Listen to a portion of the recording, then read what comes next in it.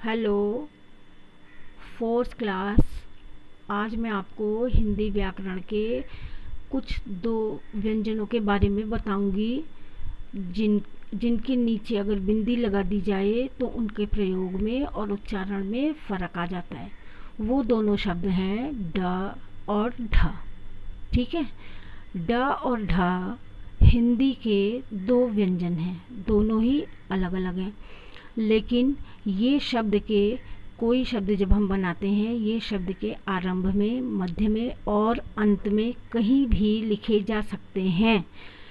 लेकिन यदि इन दोनों शब्दों के नीचे एक बिंदु लगा दिया जाता है तो इसके उच्चारण में फ़र्क हो जाता है।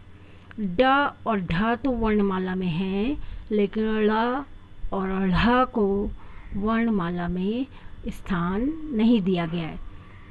बिंदी यदि नीचे लगा दें तो इसे हम पढ़ते हैं ड़, और दूसरे शब्द को ढ को ढ़। ये दोनों शब्दों का उच्चारण फ़र्क हो जाता है, इनका उच्चारण भी अलग हो जाता है। और ड़ को ढ़ को मध्य या अंत में ही लिखा जाता है किसी भी शब्द को बनाते समय। जैसे उदाहरण ड से डिब्बा, अडेग, अड्डा। ड को प्रारंभ में लिखा गया है, यहाँ मध्य में लिखा गया है और यहाँ अंत में लिखा गया है।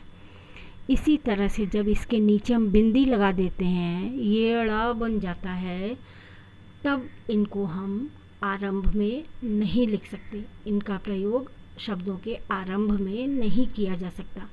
जैसे घड़ा मध्य में लग सकता है, जैसे उड़ान यहाँ भी मध्य में लगा है, और लड़का शब्द यहाँ भी मध्य में लगा है।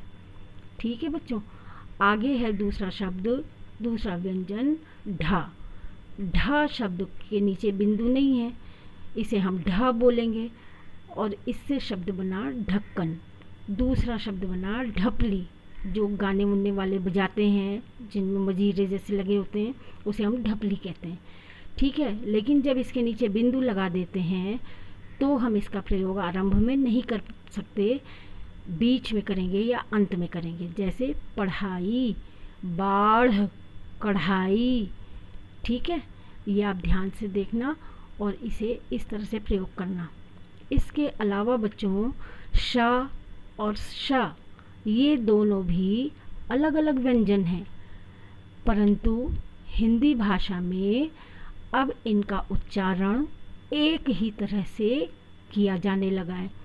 ठीक है, एक ही शब्द में यदि श और श दोनों आते हैं तो पहले शलगम वाले श का प्रयोग होता है और फिर षटकोण वाले श का प्रयोग किया जाता है। यह शब्द है, जैसे एक मैं आपको उदाहरण देती हूँ, विशेष। इसमें शलगम वाला श को पहले प्रयोग किया गया है और षटकोण वाले श का बाद में प्रयोग किया गया है। ठीक है बच्चों, समझ आ गया आपको? चलिए अब इससे आगे हम दूसरे अभ्यास में पढ़ेंगे।